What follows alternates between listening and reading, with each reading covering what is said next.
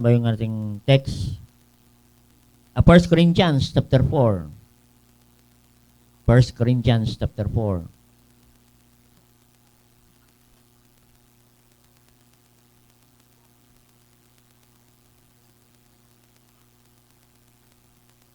Marami po tayong babasahin ngayon. No? 1 Corinthians chapter 4 verse 1 and 2. And then 2 Timothy chapter 2 verse 2. Yan. Yan ang mga salitang faithful. Ang sabi ng verse 1, 1 Corinthians chapter 4 verse 1 and 2. Basahin po natin ng sabay-sabay. Let a man show account of us as of the ministries of Christ and stewards of mysteries of God. Moreover, it is required in stewards that a man be found faithful. O yan po ang salitang faithful. In 2 Timothy chapter 2 verse 2.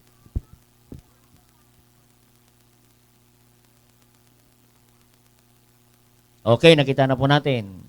Verse 2 ulit. Chapter 2 verse 2. Ready, begin. And the things that thou hast heard of me among many witnesses, the same commit to the faithful men who shall be able to teach others also. No? Meron pang isang verse diyan na nating babasahin. In 1 Timothy chapter 3 verse 10. 1 Timothy chapter 3 verse 10. Kabila natin.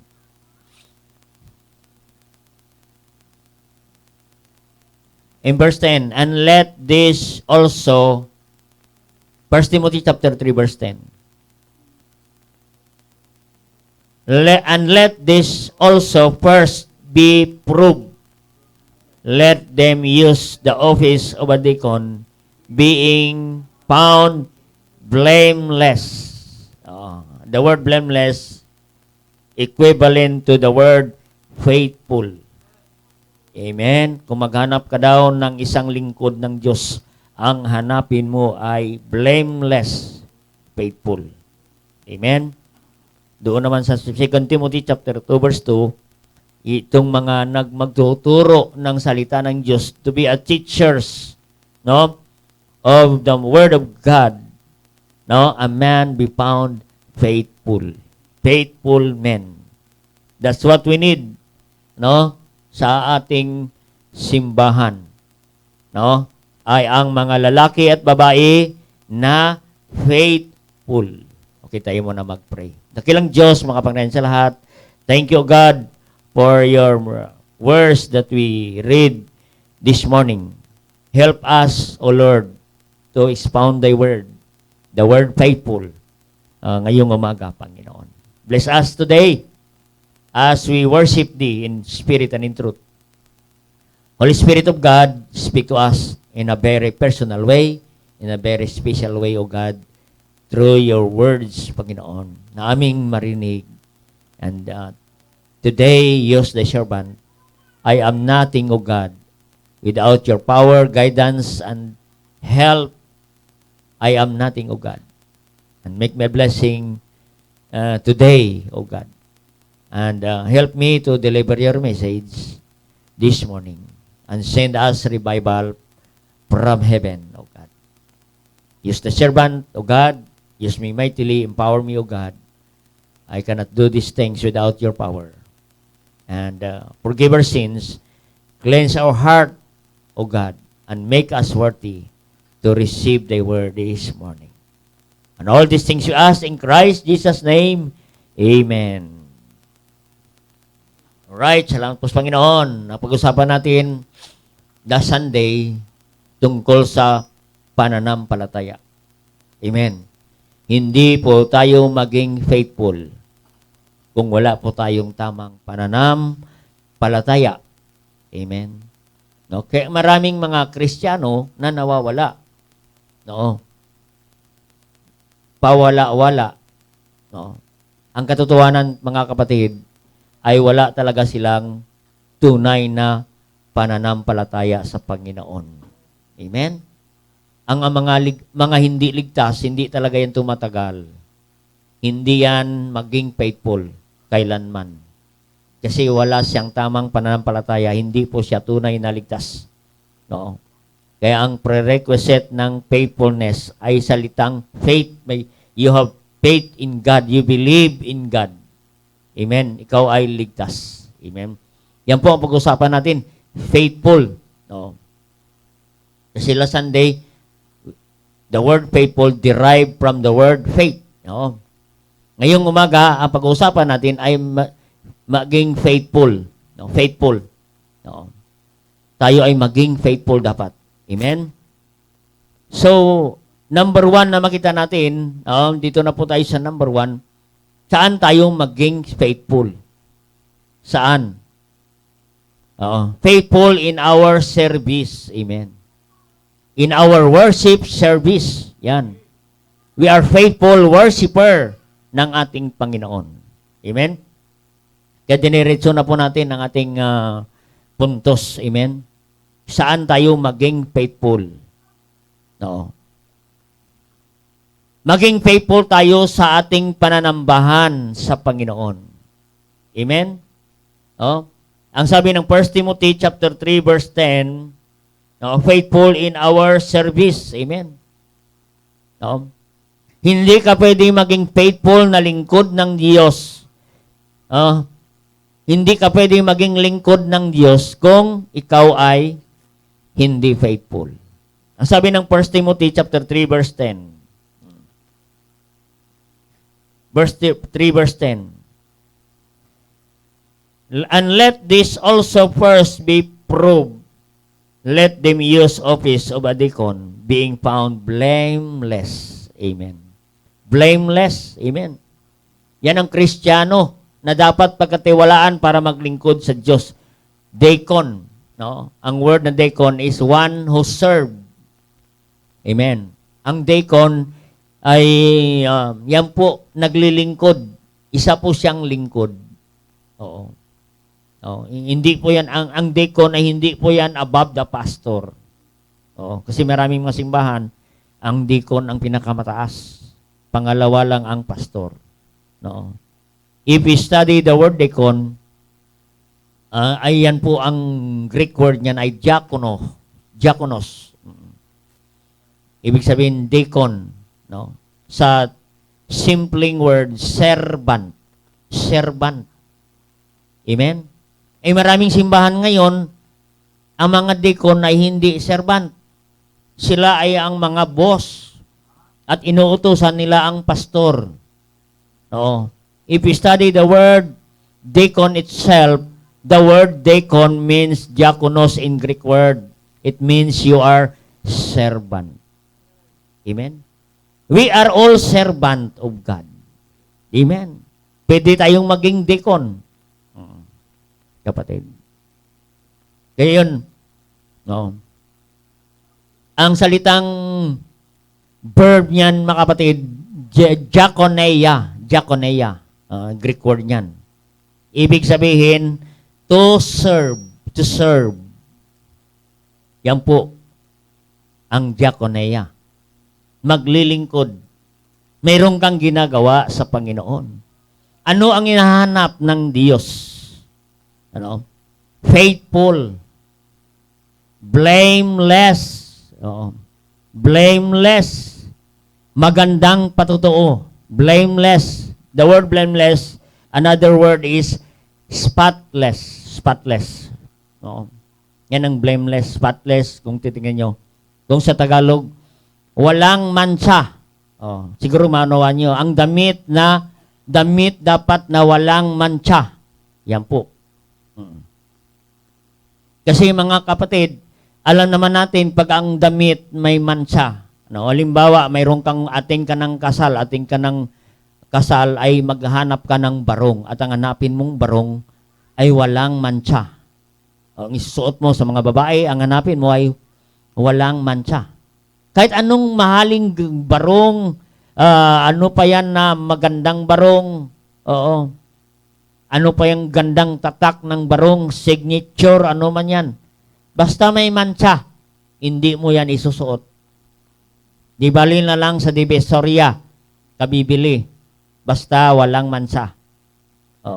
Hindi po yan mahalata na mumurahin kaysa mamahalin na may mansa. Yan po ang hinahanap ng Diyos sa mga anak ng Diyos na maglingkod sa Kanya ay mga Kristiyano na walang mansa. Oo. Amen? Blameless. Amen. Oo. Ibig sabihin, siya ay faithful. Oh, ano ba tong deacon na ito? Hindi naman faithful. Kung kailan lang siya magsimba, ay deacon na. Hindi pwedeng ganun. Kailangan siya ay faithful. Blameless, wala pong masabi. Oh. Wala kang masasabi sa kanya, kundi pag binanggit mo ang pangalan ni brother so and so, sister so and so, faithful yan sa Panginoon. Faithful yan sa pananambahan. Yan po ang salitang faithful. Proven. Amen. Hindi lang basta faithful. Oo. Oo. Faithful. Proven. Faithful, sabi ng verse 10. No? And let this also first. Anong una na hanapin mo para maglingkod sa Diyos? And let this also first be proved. May ed. Ibig sabihin, proven. Proven na siyang faithful. Oh, wag mong kunin na Sunday school teacher, aser, ay kahapon lang umaten, aser na. Amen? Isang taon na hindi nagsimba, nag-pandemic, na lockdown, dumating sa simbahan, aser na. Hindi pwede. Oo. You are blame. Oh, the people blame. Ano ba to si brother no? Nag-aaser na to. Tagal na wala ito, aser na. Yun, masisihin ka pa. Kailangan blameless, faithful. Amen? Kahit na lockdown na, faithful pa rin. Amen? Oo. May mga nag-uusap kaming mga pastor, no, mga testimony nila sa kanilang church, kahit lockdown, kahit bawal magsimba, bawal magtitipon, ay nandoon ang mga kapatiran, walang biyahe, ay naglalakad papunta sa church. Ay sabi ng pastor, alangan mo naman tanggihan niyan. Ay nandyan na sa simbahan, naglalakad pa. Oo, sarado ang simbahan, ay anin mo, nandyan na siya, hindi, sama siya sa pananambahan. Dahil faithful siya sa pananambahan. That's what God looking for every member of this church. Faithful in worship service. Faithful worshiper. Proven. Amen. Kahit anong mangyari, proven siyang faithful. Yan po. Yan ang hinahanap ng Diyos. Oh. Pangalawa na ating binasa sa verse, 2 Timothy chapter 2, verse 2. Oh. Proven. Oh. Nadaan yan sa test, kapatid. Ang proven. Ay, sa 2 Timothy chapter 2, verse 2 naman. Sa kabila lang po yun. Verse 1, therefore, my son, be strong in the grace that is in Christ Jesus. And the things that thou hast heard of me among many witnesses, the same commit thou to faithful men who shall be able to teach others also. Makita natin, kapatid, no? Ang word na faithful. No? Faithful men. Ito ay ang mga tao na committed. Committed Christian. Yan po ang word na faithful. Commit thou faithful men. Mga committed na mga tao na matapat na talaga sa Panginoon. Amen? Commit. Committed. Amen? Kung maghanap ka ng lingkod ng Diyos, ang hanapin mo ay mayroong commitment. Oo. Mayroong committed. Yan. Committed. Ha? Hindi makitid, committed. Iba ang spelling. Kasi maraming Kristiyano, makitid. Kunting problema lang, wala na. Kasi makitid. Kunti lang. No? Wala siyang commitment. Kaya hindi committed. Alam mo ang committed? something must do because of prior agreement. Amen? Yan ang word na commitment. May agreement tayo sa Diyos. Nag-commit ka sa Diyos na maglingkod sa Panginoon no matter what. Amen? Kaya nga, kahit ulan, bagyo, anumang problema, kasaganahan, prosperity, and problems, trials, you must be in the house of God. Amen? Kasi maraming Kristiyano, pag may problema, nawawala na sa simbahan. Pastor, tsaka na ako babalik sa simbahan pag maayos na aking problema. Dapat, kapatid, ay pag mayroon kang, sa panahon ka, mayroon kang problema, you must be faithful to God in worship service. Doon ka maging faithful sa Panginoon. Doon ka dapat dumikit sa Panginoon. May problema ka eh. Amen? Kasi ang nangyari, saan ka didikit? Doon sa may mga meron. Amen? Eh kung totoo talagang meron yan, doon ka na sa Diyos. Kasi siya ang mayroong lahat. Amen?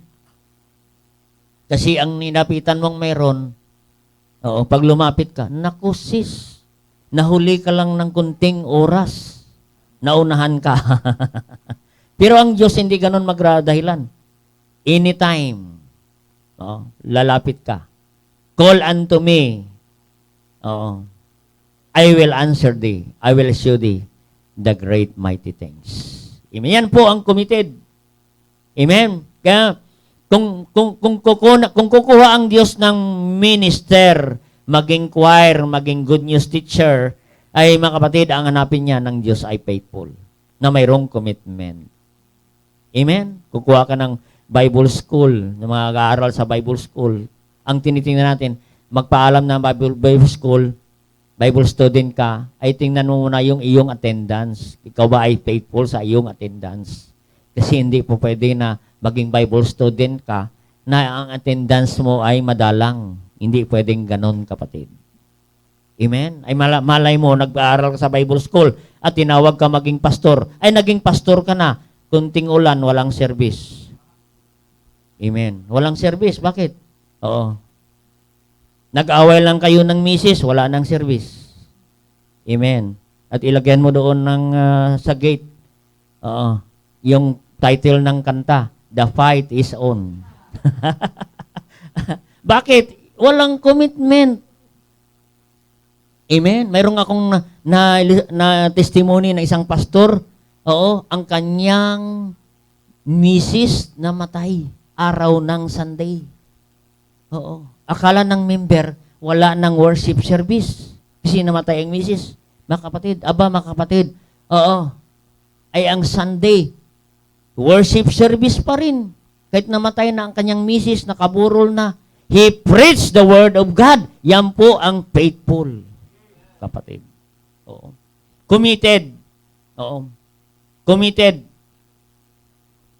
Meron pang silang faithful dito. Yung word na committed. The word commitment means completion. Completion. Kino-comply mo. Yan po. Yan ang word na commitment. Commit means complete. Completion. Kino-completion mo, kino-kompleto mo. Ginagampanan mo ang agreement mo sa Panginoon, binibigyan mo ng priority. Yan po. Complete. Simpleng kahulugan lang ng commitment, ng commit is complete. Kompleto. Ibig sabihin ng kompleto, you attend service in the morning, you attend service in the evening, mayroon kang prayer meeting, kompleto ang iyong service. Yan ang word na commitment. Complete. Kompleto ang iyong attendance pagdating sa pananambahan. Amen?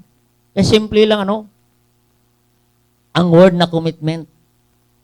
Ang kahulugan lang ay complete. Kompleto ka. Nagsimba ka ng umaga, nagsimba ka sa gabi, may prayer meeting ka. Yan po ang word na commitment. Amen? Wala ka ng dahilan. Yan po. Kundi ikaw ay mayroong commitment. Kompleto. Yan ang word na complete. Ang antonyms niyan ay incomplete. Amen? Maliwanag naman yan, ano? Mayroong synonym, complete. Antonyms, incomplete. Ano yung tawag sa Tagalog niyan? Kasalungat. Antonyms. Synonyms, kasing kahulugan. Yan po. Ang kasalungat niyan ay incomplete. Hindi kompleto. Amen. Sa mga nag-aaral sa college, pag makita mo yung iyong card na incomplete, INC, sigurado, hindi ka pasado. Amen. I-settle mo yan, kapatid. Ganon. Incomplete, i-settle mo yan. Para maging maayos. Yan.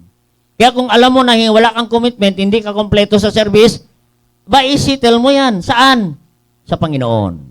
Lumapit ka sa altar, Panginoon, marami akong absent na sa iyo, Panginoon, sa worship service. Gusto ko na, Panginoon, mula ngayon hanggang sa pagbabalik mo, wala akong absent sa service. Amen? Marami rito walang absent. Bakit? Kasi sa bahay na ang church. Amen? Pero marami pa rin mga miyembro na sa loob na ng simbahan, late. Amen? Diyan na nakatira sa simbahan, pero late. Meron kami nga dati sa simbahan namin. Amen? Oo. Sunday school na, ay isang worker, late. Sa loob na yan, nakatira. Oo. Kinakatok ng mga miyembro sa CR. Brother, inghi na ako. Ay si brother, naliligo pa, na Sunday school na. Late sa loob ng simbahan, dyan nakatira. Amen. Hindi po yan faithful. Hindi ibig sabihin sa loob ka na ng simbahan, faithful ka. Amen. Marami sa loob ng simbahan, hindi faithful. Amen. Yan po ang tamang pananambahan. Amen. Right worship. Meron kang tamang worship. Amen. Tingnan natin sa John chapter 4. John chapter 4, verse 20, beginning 22. Ye worship,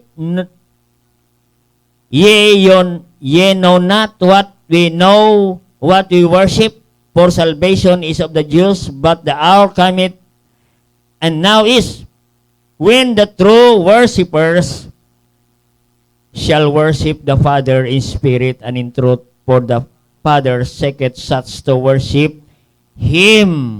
Amen? Ang kailangang hinahanap ng Diyos ay right worship. Tamang worship. Amen? Pag sinabing tamang worship na hinahanap ng Diyos, dapat ang worship ay mayroong kang preparation. Naka-prepare ka. Amen? Hindi yung Sunday, hanapin mo pa yung Bible mo kung saan nakalagay. Amen. Kung saan mo inilagay ng last Sunday, doon mo pa hinanap. Hindi na makita-kita ang iyong Bible. At pinagbintangan mo pa ang iyong anak mo, asawa mo, hanggang nag-away kayo at hindi na natuloy ang service. Tsaka kahanap.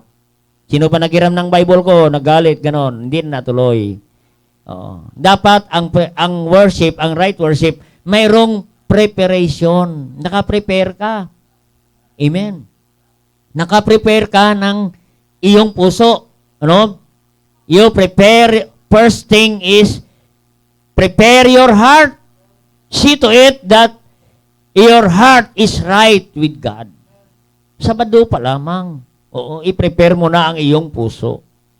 Huwag ka nang manood na kung ano-anong mga palabas, na mga wordly pag-araw ng Sabado. Alam nyo ba, pag-araw ng Sabado ay maraming mga palabas na mga magaganda kasi inaalok ang mga Kristiyano ni Satanas para manood kayo, para magpuyat kayo, para pagdating ng service sa Sunday, iyon gawin ninyong tulugan ang simbahan.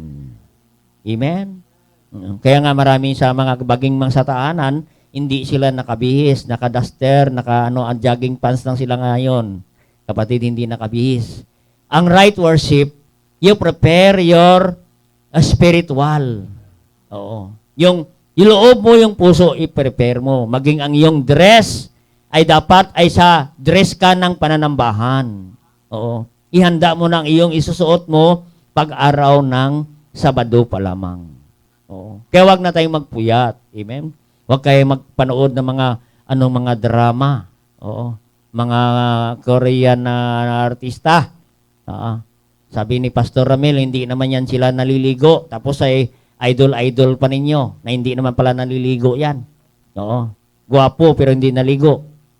Mga magaganda. Amen. Anin mo yung gwapo at maganda kung hindi naman naliligo, tapos ikaw ay idol mo ng idol. Oo, nakilig-kilig ka sa dyan pag ipapanood. Oo. Pagdating ng Sunday, antok ka na, kapatid. Amen. Dapat, mga kapatid, we know not what we worship. Amen. Oo. The true worshiper shall worship the Father in spirit and in truth. For the Father seeketh us to worship Him. Worship Him in spirit and in truth. Amen. Kaya wala tayong mga images. Amen. No? Wala tayong mga sinasambang images. May mga nagtatanong dito mga atin ng Katoliko, mga Katolik sila, saan ang images ninyo? Amen. Ang mga images namin ay mga buhay. Amen. Di ba sa pagka address ng Bible sa 1 Corinthians to the saints. Sino mga saints na yan? Mga buhay. Oh. Ay ngayon, ang saints ng mga reliyon, bato, mga santo. Amen? Ay hindi natin hanapin, pag nagsimba kayo sa baptist, huwag niyong hanapin ang mga santo. Oo. Amen? Mga imahin. Amen? Kasi dyan tayo naturuan, kapatid. Amen? Oo. Pag ikaw ay may sakit, saan ka lalapit? Kay Lazaro. O, kinagat ka ng aso, kay Lazaro ka lalapit. Amen. Kaya nga mayroong San Lazaro. Doon ka, pag kinagat ka ng aso, lalapit ka kay San Lazaro. O, sa mga magsasaka sa probinsya, ay mga kapatid, palapit ka kay San Roque. Yan, kay San Roque ka. O, yan ang tinuro sa atin ng reliyon. Pag may problema ka sa pag-ibig, nabigo ka, yan, lalapit ka kay St. Jude. Siya ang mag-aayos ng problema mo. Amen? Kailangan mo ng kaligtasan, lalapit ka doon kay Senyora Salvacion. Yan po. No? Pag ikaw ay sa bungiro, lalapit ka kay St. Peter. St. Peter, kasi siya ang may hawak ng manok. Yan po, mga kapatid, yan tayo tiniruan. Isa lang ang ating dapat i-worship. The subject of our worship is God in heaven, the Lord Jesus Christ. Worship Him. Him, maliwanag, ano? Pag sinabing Him naman, kapatid, sa English, lalaki yan. Marami nagsasamba pa kay Maria, Hail Mary, full of grace, the Lord is with you. Blessed is thy fruit of the womb, Jesus. Paulit-ulit, kapatid, hanggang matapos ang service. Hindi ganon, kapatid. Worship Him, not worship her. Amen. Alam ko naman, doon naman tayo galing. We worship God in spirit and in truth, sabi ng Biblia. We worship the Father, shall worship the Father in spirit and in truth. Anong word na truth? The Word of God. Amen? The Word of God. We have the truth. We worship the Lord. By the truth, we preach the Bible. We preach the truth, kapatid. Kaya nga, ang lagi nating sinasabi, the most important part of our service today is the preaching of God's Word because we are worshiping God in spirit and in truth. Amen? Nandito po ang presensya ng Diyos. Amen? Yan po. So, you hear the preaching of the truth. We hear the preaching of God's Word. We preach the King James Bible only. Amen? We preach King James Bible only. We don't preach King James also. Amen? Kasi may mga Baptist, King James also. Oo, may mga NIV pa sila, may mga American Standard pa sila, kapatid. Hindi po. We are not King James also. We are King James only. Because we believe King James is the only pure Word of God. In Psalm chapter 12, verse 6 and 7. Oo. Basahin nyo na lang yan. The word of the Lord are pure word. Purified 7 times. Yan po. Kaya King James ang ating Biblia. Amen? Kasi sabi nila, wala kayo sa original. Ang King James Bible is copied from the original. Amen? Kopya. Kasi ang original, wala nang original. Oo. Kaya nga ang Bible, kinokopya kasi ang original naluluma. Oh, na kinokopyahan. In fact, mga kapatid, ang original ay doon talaga sa langit. Sa anong verse natin? Psalm 119 verse 89. Lagay niyo yan. Baka mayroong magdidebate sa inyo, ang inyong Biblia ay hindi original. Hindi po. Hindi naman talaga original ito, kapatid. Ito ay copied from original. Kaya nga eksakto ang kopya kasi galing ito sa original. Kasi ang original sa langit.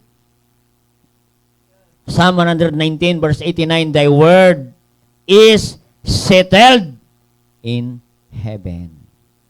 Doon na. Yari na yung Biblia. Hindi pa pinanganak si Apostol Pablo, hindi pa pinanganak si Elijah, ang Biblia, yari na, pinakopya na lang sa mga writers para makarating sa atin ang salita ng Diyos. Kaya ang Biblia is God's revelation to men. Kaya tayo nakakilala sa Panginoon dahil mayroong Biblia. Kaya mayroon tayong salita ng Diyos ngayon. Amen? Because God revealed Himself through His Word. Amen? Nakilala natin ang Diyos sa pamagitan ng salita ng Diyos. Kaya nalaman natin ang tamang kaligtasan because of the Word of God. Kaya we worship the Lord in spirit and in truth. No? Kaya nga mayroon tayong truth.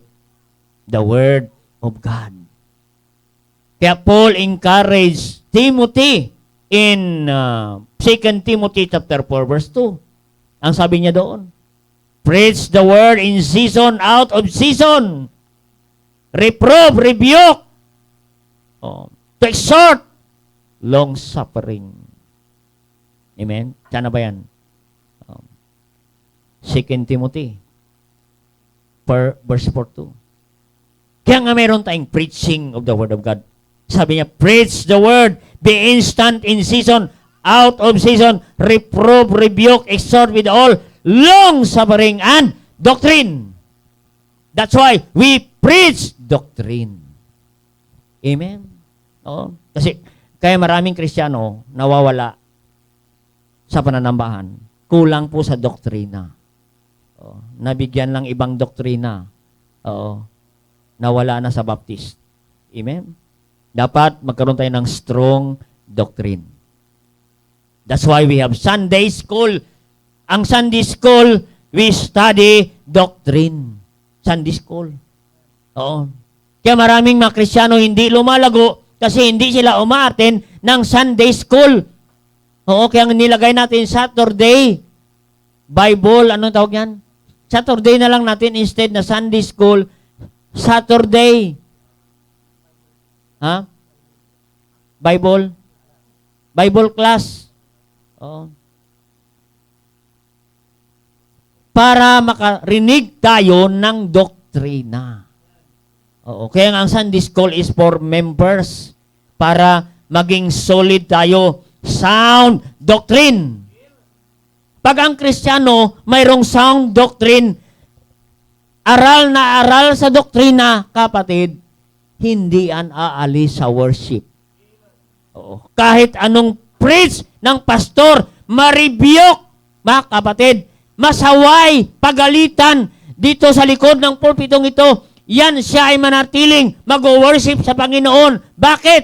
Mayroon siyang sound doctrine. Amen? Oh. Kasi kung wala kang sound doctrine, madali ka ma-offend sa Baptist. Bakit? Because we preach hard. We preach the Word of God. We are solid in doctrine. Sold out in soul winning. Oo. Red hot preaching. Hell fire preaching. Oo. Eh kung kulang ka sa doktrina, madali kang ma-offend. ma-offend ka. Amen? Kaya maraming na-offend.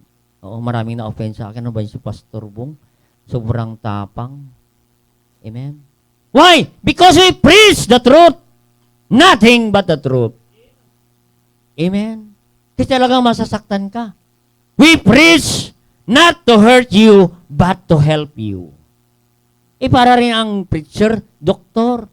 Pag in-injectionan ka, ibabaksin ka, masakit. Oo. Bakit ka nagpabaksin? Kasi para hindi ka matamaan ng COVID. Oo. Ganon, kapatid, injection. Masakit. Pero hindi ka nagagalit sa doktor. Oo. At pagkatapos ng injection, magbabayad ka pa sa doktor. Amen? Sinaktan ka na ng doktor, nagbayad ka pa. Amen? Dapat pag nasaktan ka ng pastor, magbayad ka sa pastor. Pastor Love Gift, saktan ako kanina eh. Amen? Alam mo, pag nasaktan yung mga membro, hindi ka nakamayan. Pagkatapos ng service, wala pa ang closing prayer, wala na, sa tricycle na. Umalis na. Na-open. Amen? Because we preach the truth, we are sin-hating preacher.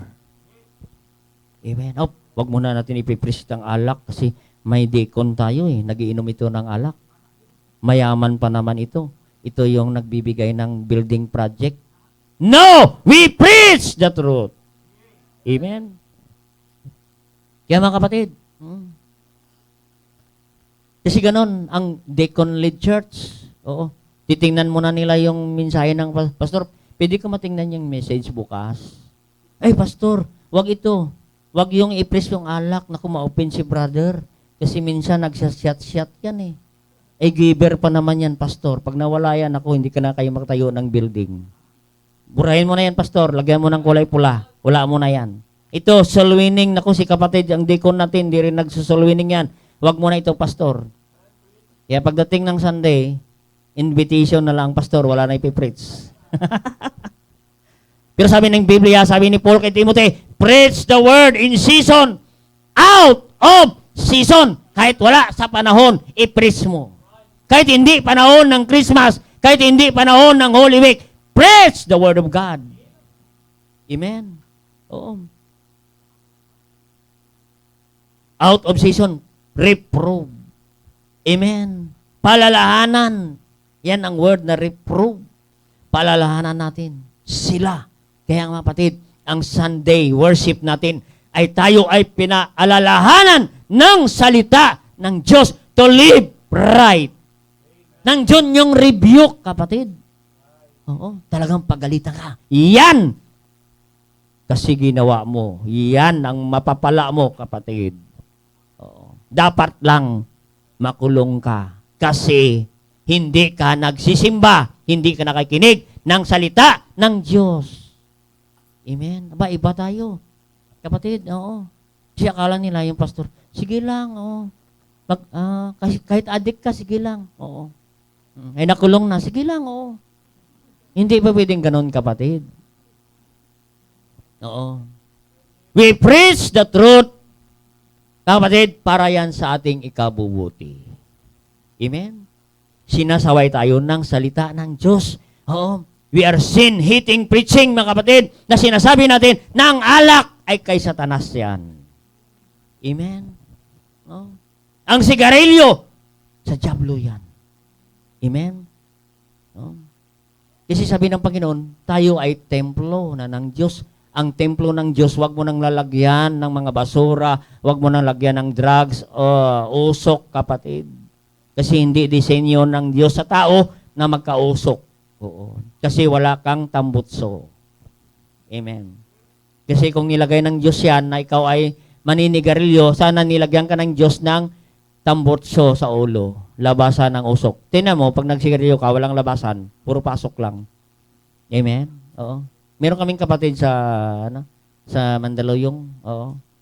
Bigla kaming dumating. Nagsisigarilyo. Aba, magaling. Pumapasok ang apoy sa niya.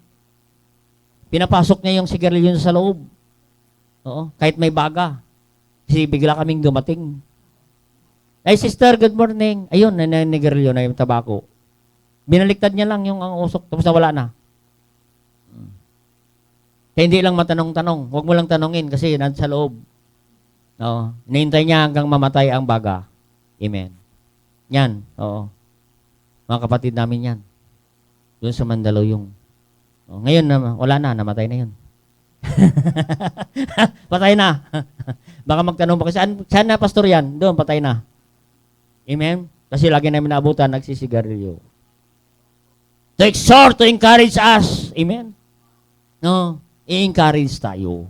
Kaya mayroong worship service para tayo ma-encourage palagi. Amen? No? Kahit nasaktan ka, kapatid, sa preaching of the Word of God, yan po, magpatuloy na tayo. God, just keep listening to the Word of God. Accept correction. Amen? And experience change life. Doon ka pagpalain ng Panginoon. Kaya walang pastor na nanais kang saktan. Gusto ng pastor pagpalain ka. Sa ikabuti natin. Kaya mayroon tayong pananambahan sa ating Panginoon. We worship the Lord. Amen?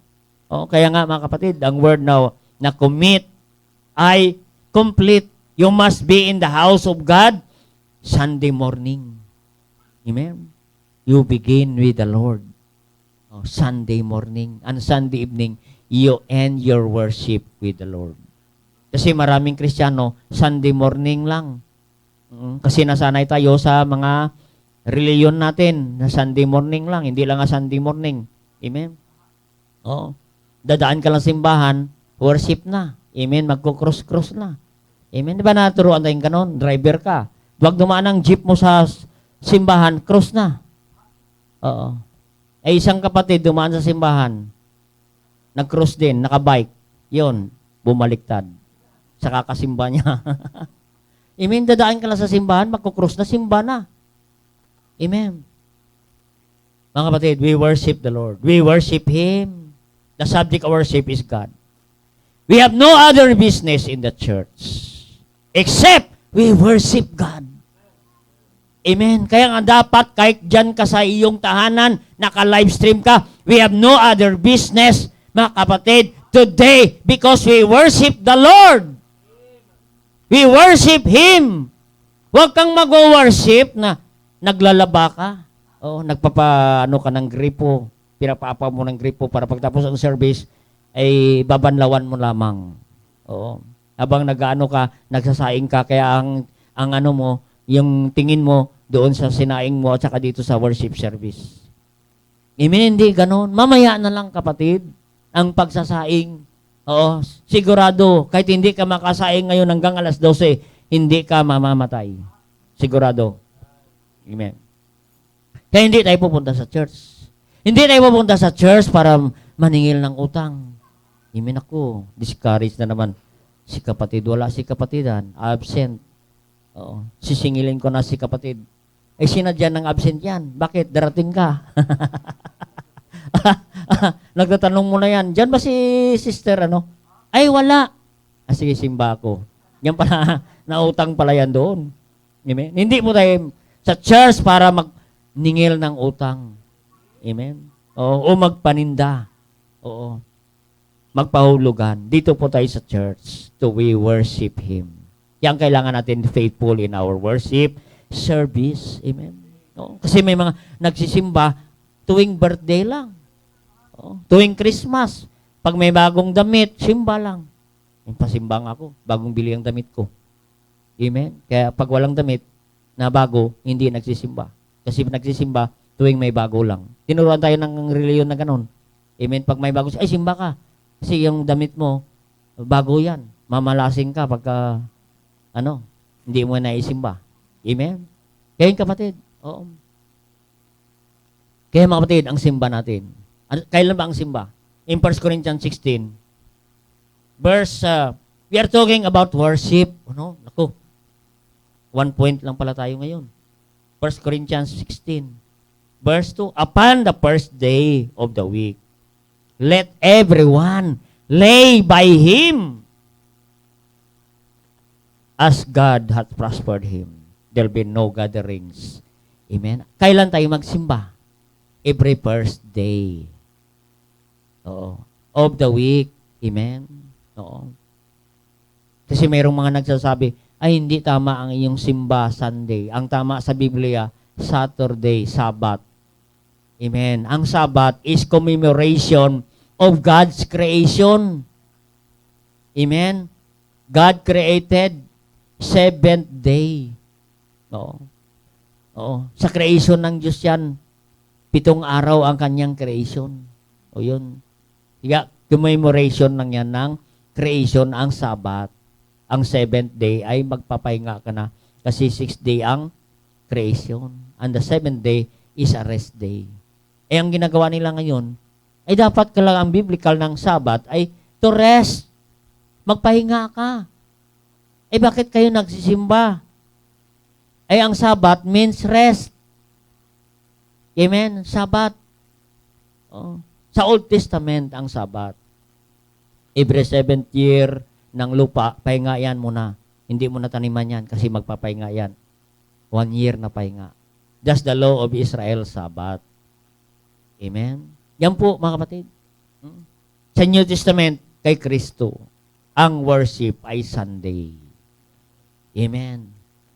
Because we commemorate the resurrection of Jesus Christ because we believe that Jesus Christ rose again on Sunday. Sunday, ang kanyang resurrection. That's why we commemorate the resurrection of Jesus Christ. And Sunday is the Lord's Day. Upon the first day. Anong first day? Sunday. Oo. May command ang Diyos na every first give to the Lord in Matthew 6:33. Seek ye first the kingdom of God. Anong first day is Sunday. Amen? Ang first day ay Sunday. Kaya nga dapat, mga kapatid, ang Sunday ay araw ng pananambahan. I-commit mo na yan sa Diyos na ang Sunday ay para na yan sa Diyos. Because Sunday is holy. Lord's Day, hindi holy. Ano bang holy? Means God's own. Sunday is God's own. Yan ang word na holy. The meaning of holy is God's own. No? Kasi dati, ang word na holy, naturuan tayo pag naghuli. Oo, hindi ka nagsasalita, hindi ka makabasag ng pinggan, ay holy itong taong ito, hindi nagsasalita. Hindi po yan ang holy na meaning. The meaning of the word holy means God's own. Pagmamayari ka ng Diyos. Ang Sunday ay para na talaga yan sa Diyos. Pagmamayari ng Diyos yan. At ang Sunday is 24 hours, kapatid. Sunday morning is still Sunday. Sunday evening is still Lord's Day. Kaya mayroon tayong evening service mamaya. Amen? Kasi ang Sunday is 24 hours. Ibigay mo yung first sa Panginoon. Ang Sunday is the first day of the week. Upon the first day, ilalagak mo na. Doon mo na. Kaya tayo nagsisimba para dalhin natin ang ating mga sakripisyo sa Panginoon to worship Him. Amen? Kaya walang worship na walang pagbibigay, walang offering, kapatid. Kasi ang worship is sacrifice. Amen? Kaya nga, kahit hindi kasunduin ng sasakyan, pupunta ka talaga sa simbahan kasi may sacrifice. Katulad ng kwento ni JB doon sa Bicol. Amen? 2 to 3 hours mula sa bahay nila. Alas 4, alis na sila, kapatid. 2 to 3 hours. Sa highway pa lamang yan pupunta. Sa highway. At saka pa lang yan dadaan ang sasakyan. At sasakay pa sila sa sasakyan. At 1 hour pa papunta sa church. Kapag dating nila sa church, maaga pa sila. Tulog pa yung pastor. Nandoon na si kapatid. Amen? Yan, nag-worship, sacrifice sila, kapatid. At nagdadala sila ng sacrifice. May offering. Nagdadala sila ng offering. Yan po. Mamaya na lang natin pag-uusapan yung sacrifice. Oo. Pag wala kang simba, walang sacrifice. Oo. Automatic. Oo. Kaya hindi ka nagsisimba, wala kang sacrifice. Amen? Kapag nagsimba ka, ihanda mo na ang iyong sacrifice upon the first day of the week. Yan. Dahil pinagpala tayo ng Panginoon. Yan po ang araw ng Sunday. Amen? Lord's Day na yan. Sa Kanya na yan. Ilagak na natin yan sa Panginoon. Lay by Him. Ilagak na natin yan para sa Kanya. Kasi word holy, holy day. Ang Sunday is holy day. Holy day. Hindi holiday. Ay, pahinga muna ako ngayon kasi holiday ngayon, Sunday. Hindi. Hindi holiday. Holy day. Para yan sa Diyos nakalaan ang Sunday. Kasi Monday to Saturday, sa iyo na yan kapatid, doon mo na gamitin para maghanap buhay ka, magnegosyo ka, kung ano man ang mga rakit-rakit mo dyan. Gamitin mo na Monday, Saturday para kumita ka. Pagdating ng Sunday, doon ka na magpa-prosper. Yan o, salita ng Diyos. God hath prospered him. Pinagpala ka na eh. Oo. Eh, biro mo pati Sunday. Gagamitin mo pa. Oo. Kaya kapatid, that there be no gatherings when I come. Amen? Kaya salamat sa Panginoon. No? Tinuro sa atin ang Sunday is the Lord's Day. Oo. Kasi nung tayo sa reliyon, kapatid, ang tinuturo sa atin, ang simba natin, KBL lang. KBL. Pag may kasal, may kasal na kamag-anak, simba ka. Kasi abay-abay ka doon. Kaya kasama ka talaga doon. Kahit ayaw mo magsimba, simba ka. Kasi may kasal. Oo. Kinuha ka ng ninong. Oo. Kasi mukhang may pera ka. Iyon, kinuha ka ninong. Alam mo ba, pag may nung tayo ay sa reliyon, lagi kang kinukuha ng ninong. Magtataka ka, bakit di ka kinuha ng ninong? Kailangan mukhang mayaman ka. Ninong ka niyan. Kasi every Christmas, pupuntahan niya yung mga inaanak mo. Amen? Ay, tinuturuan tayo, pag may binyag, tsaka ka lang magsimba. Pag may namatay na kamag-anak, simba ka na naman. Oo. Kasi may libing. Kaya ang tawag yan, KBL ang simba. Kasal, binyag, libing. Miyembro ka ng KBL sa pananambahan. Hindi po ganun ang simba, kapatid. Oo. Every Sunday, the child of God must be in the house of God. Na kapatid, ang sabi ng Hebrews 10:25, not forsaking the assembling of ourselves together as manner of some is, but exhorting one another. Amen? Ano bang ginawa ngayon ng pandemic? Amen? Oo. Huwag tayo magsimba. Amen? Sabi ng Biblia, huwag pagbayaan ng pagtitipon. Anong sabi ng COVID-19? Huwag kayong magtitipon. Oo. Isolate kayo. Oo. Imbes na 50 ang atin ngayon, 20 lang ang atin. Ngayon mga kapatid, yan po ang ginagawa ni Satanas. Oo, para hindi tayo magsimba. Pero maganda. Huwag nating pabayaan ang pananambahan. Kahit diyan ka sa tahanan mo, huwag tayong mawala sa pananambahan, kapatid. Oo. Maging faithful tayo sa ating service. Amen? Oo. Tingnan natin sa Psalm 22. Tapusin ko lang itong 3 minutes na to. Psalm 122 verse 1. I like this statement of David, kapatid. Psalm 122 verse 1, kapatid, napakaganda ito. I was glad when they said unto me, let us go into the house of the Lord. Amen? Let us go into the house of the Lord. I was glad. Amen? Masaya dapat tayo sa pananambahan sa Panginoon. Ibig sabihin, excited si David papunta sa simbahan. Kapatid, pagdating sa pananambahan, you must be excited. Kaya naka-prepare ka. Let us go into the house of the Lord. Yan po ang pinakamagandang statement ni David, kapatid. I was glad. Bakit? Sama-sama sila pamilya sa church. Amen? Oo. Maganda tingnan, kapatid, na ang bawat pamilya sama-sama sa simbahan, kapatid. No? Masaya dapat tayo sa simbahan. Amen? No? Kasi alam mo, maraming ayaw sa atin sa BBC. Kasi tayo daw ay maingay, masaya, mananambahan. No? Wala daw holiness tayo. No? Kasi ang holiness sa kanila, hindi ka makabasag ng pinggan at saka ano. At ang awitin ninyo ay Silent Night. Holy night. Yan po. Hindi po ganun ang pananambahan. I was glad. Maging masaya tayo sa simbahan. Amen. Oo. Kasi kaya ayaw ng ingay, ayaw ng mga ibang grupo sa atin. Ayaw namin sa CBBC na yan kasi mga ingay-ingay mga yan. May ingay sila. Oo. May taas-taas pa sa upuan, may inaangat-angat pa yung mga Biblia. Kasi masaya tayo, kapatid. Bakit? Nasa simbahan tayo eh. Masaya tayo na nanambahan sa Panginoon. Oo. Kasi sa sabungan, masaya rin. Iba lang ang Kristo nila doon. How much more you must be in the house of God? Dapat masaya tayo. Amen. Isipin mo yan, talo pa tayo sa sabungan. Dapat maging masaya tayo sa simbahan. Amen. Kasi sabi nila, bakit kayo maingay dyan sa CBBC? Kasi sabi ko, we worship the Lord. Wala kami sa funeral home. Amen? Aba mo mga Baptist, kahit sa funeral home, masaya pa rin. Amen? Masaya pa rin mga Baptist. Amen? Masaya silang kumain. No? Pag uwi, may take out pa. Kaya pag may Baptist kayong bisita, tingnan niyo muna ang mga bulsa niya, puno yan ng kape. May mga kornik-kornik pa yan. Kaya sabi ng mga Katoliko, huwag kayo magdala ng mga gamit, mga pagkain sa bahay kasi masama yan.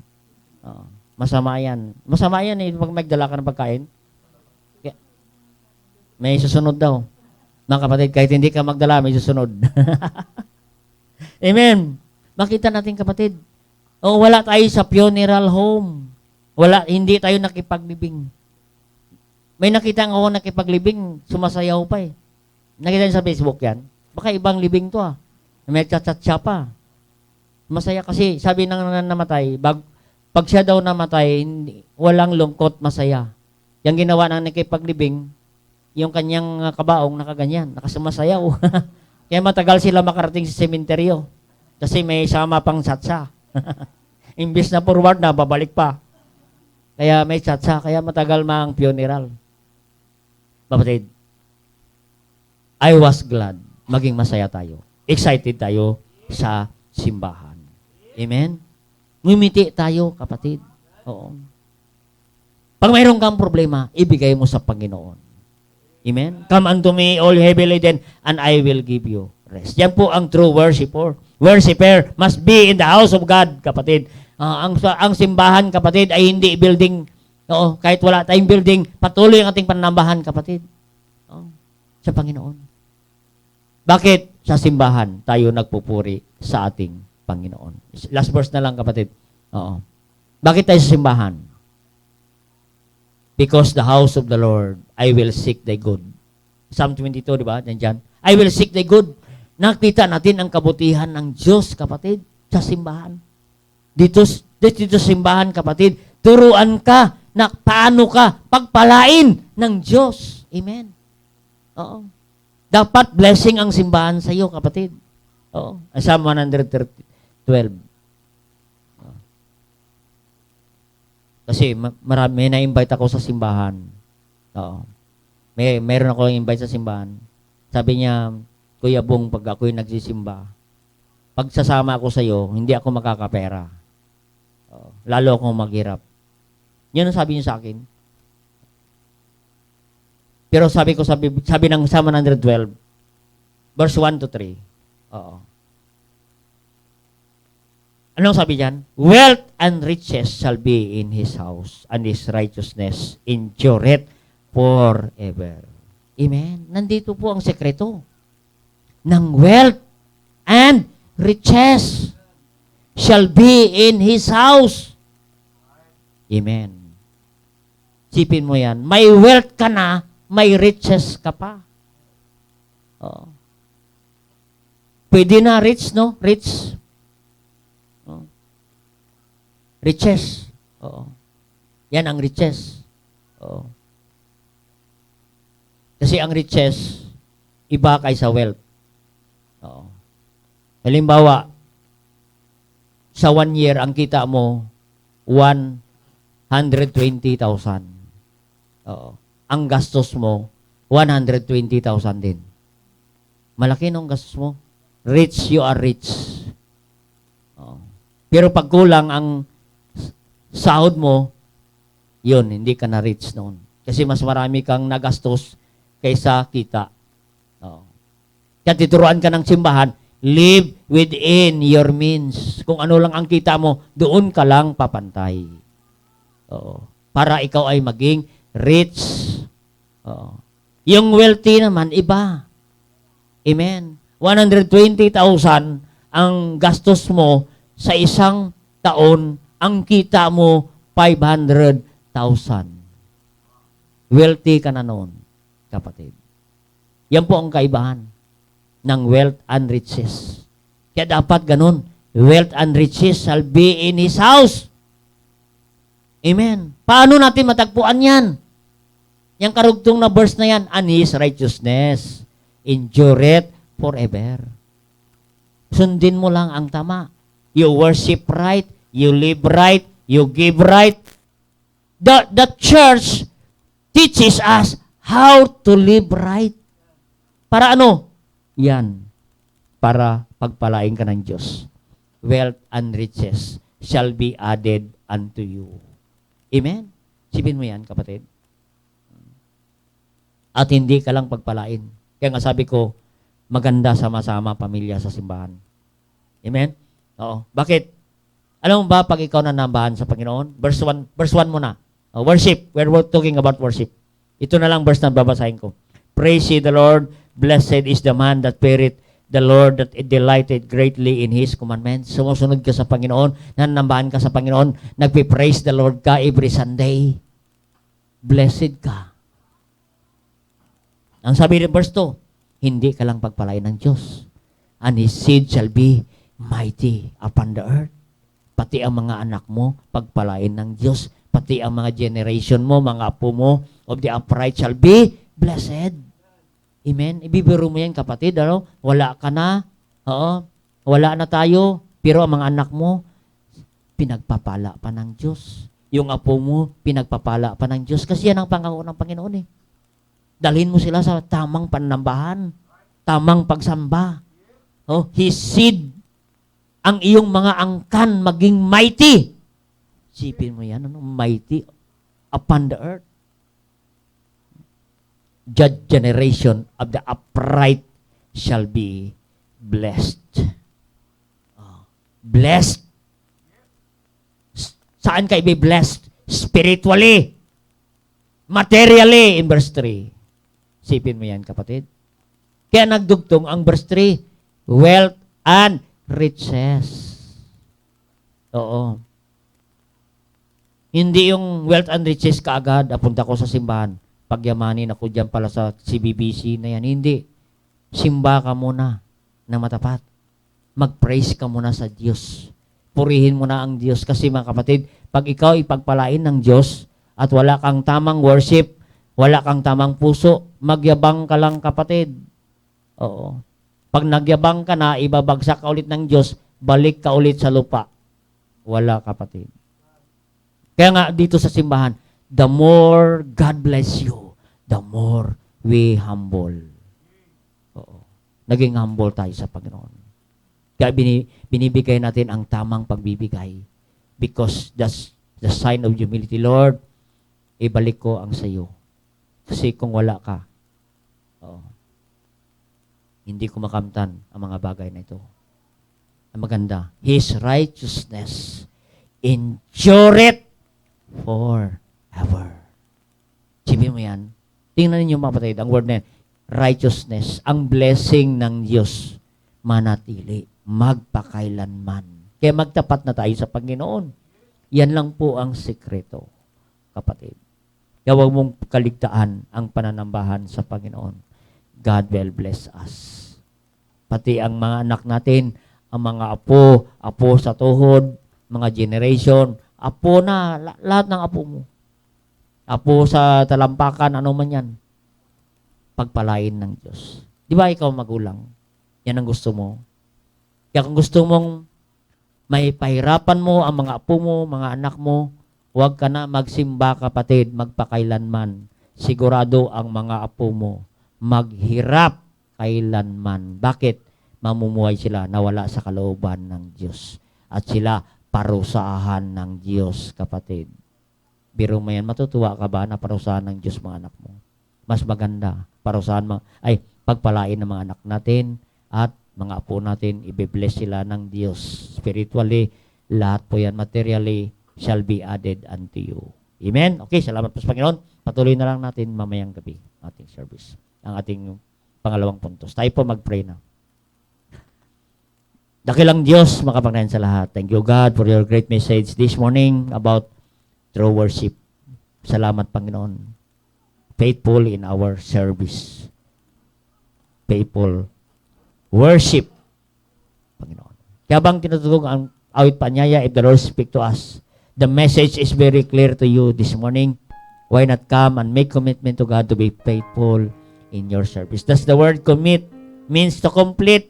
Attend Sunday morning and attend Sunday evening. Kung hindi ka pa umattend ng Sunday evening, attend ka, kapatid. Kung hindi ka pa attend ng prayer meeting, subukan mong umattend. Maranasan mo ang pagpapala ng Diyos. Hindi lang ikaw bilang magulang, maranasan din ng mga anak mo, mga apo mo, ang pagpapala ng Diyos. Because God promised His righteousness endureth forever. Amen. Sige po. Make commitment to God. Don't end this service without making commitment to God. Commit thou faithful men. Mag-commit ka ngayon. Kahit ikaw ay sa live stream, nakasama namin ngayon sa probinsya, wherever you are, sa ibang bansa, commit thou faithful men and women to the Lord. Maging faithful ka lang sa Diyos. First thing, proven faithful in worship service. Sige po. Magtapat ka lang, kapatid, sa pananambahan. Huwag kang mahiwalay sa pananambahan. Huwag kang lumayo sa Panginoon. Sige po, lumapit ka sa Panginoon. Gumawa ka ng commitment to be faithful in your attendance when it comes to our worship service. Sunday morning, commit to the Lord. Commit to the Lord your Sunday evening. Wednesday prayer meeting, commit it to the Lord, and God will bless you. His righteousness endureth forever. Wealth and riches shall be in His house of the Lord. Okay po, usapin natin ang